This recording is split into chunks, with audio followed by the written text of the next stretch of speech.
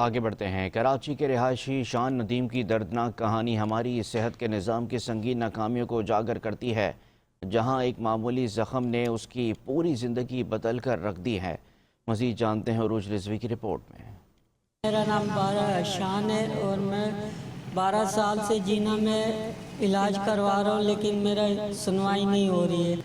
कभी इधर भगा रहे, कभी उधर भगा रहे और कुछ भी नहीं कर रहे हैं। मैं बिल्कुल चलता फिरता था, जहाँ मर्जी चले जाता था, लेकिन अभी मुझसे पाँव भी नहीं उठाया जा रहा। मेरे पाँव पे एक छोटा सा छाला हुआ था, वो मैंने ब्लेड के साथ काट दिया। उसके बाद आहिस्ता आहिस्ता ये ज़ख़म बन गया, ज़ख़म की हड्डी टूटी, ख़राब हो गया।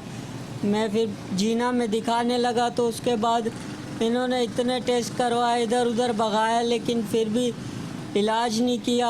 मेरा जिगर का मसला हो गया, मेरे पेट में पानी भर गया, जिगर मेरा बोल रहे अभी पूरा ख़राब हो गया है।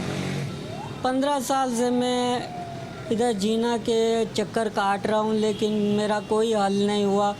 अभी मज़ीद मेरा जो है ना पूरा बॉडी ख़राब हो गई है, खून में इन्फेक्शन हो गया है मेरे।